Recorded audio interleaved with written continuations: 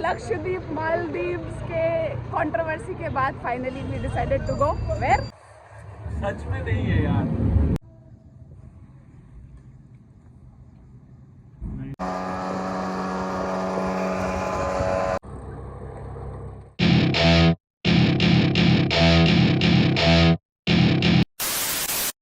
আমরা বাঙালি, আর বাঙালিদের mood of হলে উইকেন্ডের ট্রিপ একমাত্র দীঘা। হ্যাঁ হ্যাঁ হ্যাঁ, আমাদের প্রিয় দীঘা।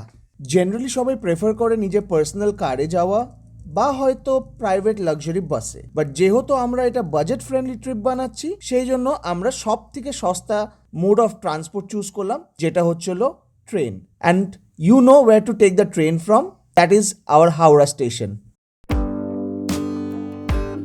হ্যালো মুসাফিরস, কেমন আছো তোমরা?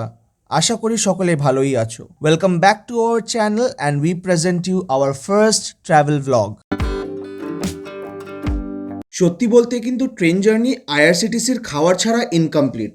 আর আমরা দাঁত কেলাতে কেলাতে করে নিলাম অনেক কিছু অর্ডার। ছিল চিকেন স্যান্ডউইচ, ব্রেড অমলেট আর একটা টেস্টলেস এগ চাউমিন। অ্যান্ড আমাদের টোটাল কস্ট পড়লো অ্যারাউন্ড 130 রুপিস।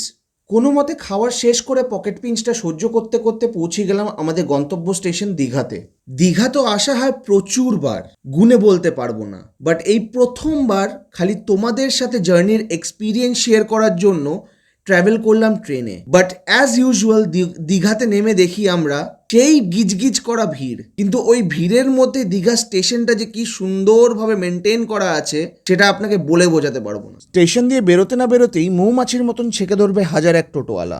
একটা টোটো নিয়ে 5 মিনিটের মধ্যে পৌঁছে গেলাম আমাদের হোটেল দয়াল ইন্টারন্যাশনাল। নিউ দীঘার সমুদ্র সৈকত থেকে জাস্ট 5 থেকে 6 মিনিটের হাঁটা পথ। হোটেলটা দেখে হয়তো তোমাদের মনে হতে পারে যে এটা নাকি budget friendly trip, but trust me when I say it, দেখতে যতটাই কস্টলি হোক না কেন খুবই পকেট ফ্রেন্ডলি হোটেল এটা, যেটা আপনাকে এখনই বলতে চলেছি। रुको रुको रुको, रुकावट के लिए खेद है, एक ज़रूरी सूचना है। सर्वे के अनुसार हमारे वीडियो के 85% व्यूवर्स नॉन सब्सक्राइबर हैं। तो अगर आप हमारे वीडियो को पसंद करते हैं तो प्लीज़ हमारे चैनल को सब्सक्राइब करें और वीडियो को लाइक करें, जिससे हमें मोटिवेशन मिलेगी आपके लिए नए नए वीडियो बनाने के लिए। Sorry for the interruption guys, চলো আবার ফেরত যাওয়া যাক। তো আমরা বুক করেছিলাম একটা কোয়াড্রুপল রুম, যেটাতে 2টো কিং সাইজ বেড ছিল, যেখানটা আরামসে 6 জন শোয়া যায়। And that only costed us 2200 rupees per day. A few moments later.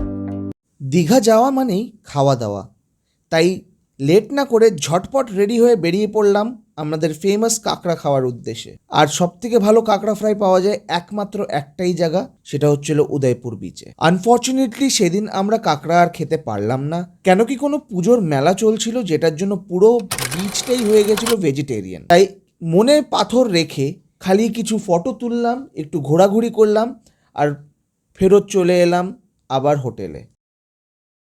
দুপুরের লাঞ্চটা হোটেলের রেস্টুরেন্টেই সেরে ফেললাম।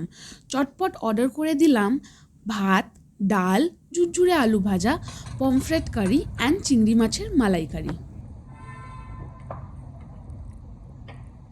Disappointed with the piece and the size, but overall the taste qualifies it and matches the point.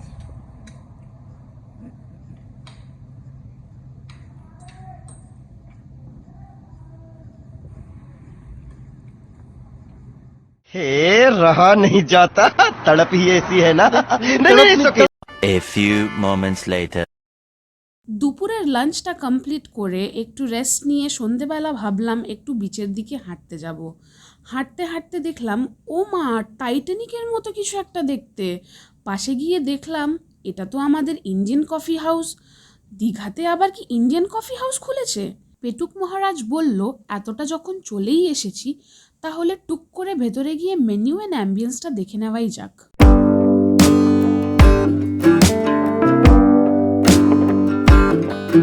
Menu দেখেই লোভ চলে এলো।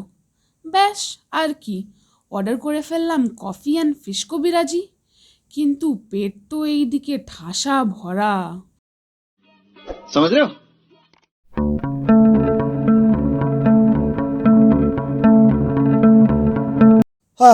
চোখের খিদে বেশি হলে যা হয়, খাবারটা তো হজম করতে হবে নাকি?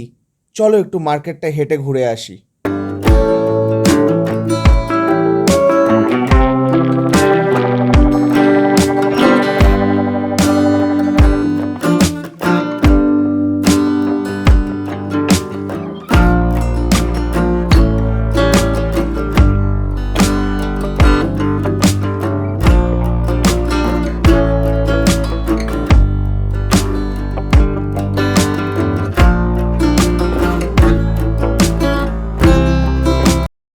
The next morning.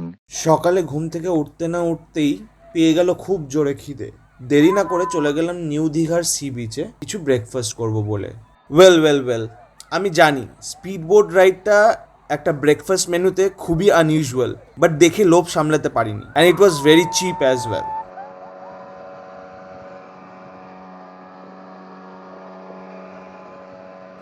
কি দারুণ লাগছিল সমুদ্রের মাঝখানে ঠান্ডা ঠান্ডা হাওয়া অ্যান্ড ঢেউ খেলা। One eternity later. এনজয় তো অনেক করলাম, বাট মনে একটু কষ্ট ছিল যে দীঘা এসে ক্যাকড়া খেতে পারিনি। তাই ফেরার আগে একবার লাস্ট ট্রাই মারলাম উদয়পুর গিয়ে, টু চেক যদি ক্যাকড়া পাওয়া যায়।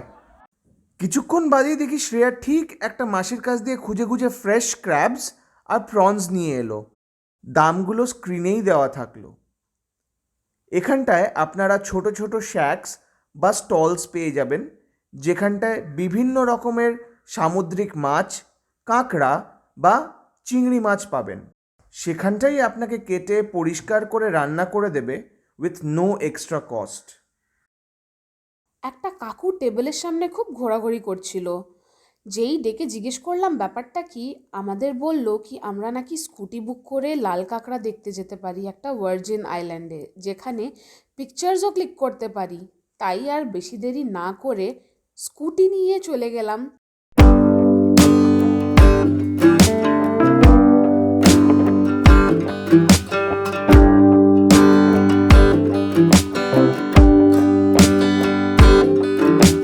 অসাধারণ ভিউটা দেখে হোটেল ফিরে মনটা খারাপ হয়ে গেল।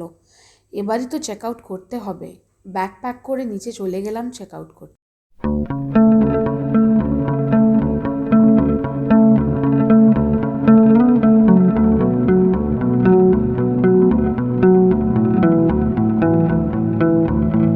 স্টেশনে পৌঁছে জানতে পারলাম ট্রেন 1 ঘন্টা 45 মিনিট দেরি, তাই ওয়েট করলাম।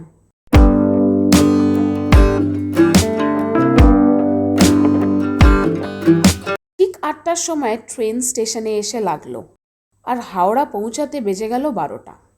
And that's a wrap on our first travel vlog. Hope you guys enjoy it and have a great chilly weather. And what? I don't know. Wait for Too the next tired. travel And vlog. yes, do subscribe, share and like the video and stay tuned for more. Watch करके skip नहीं करना है। Bye. Bye.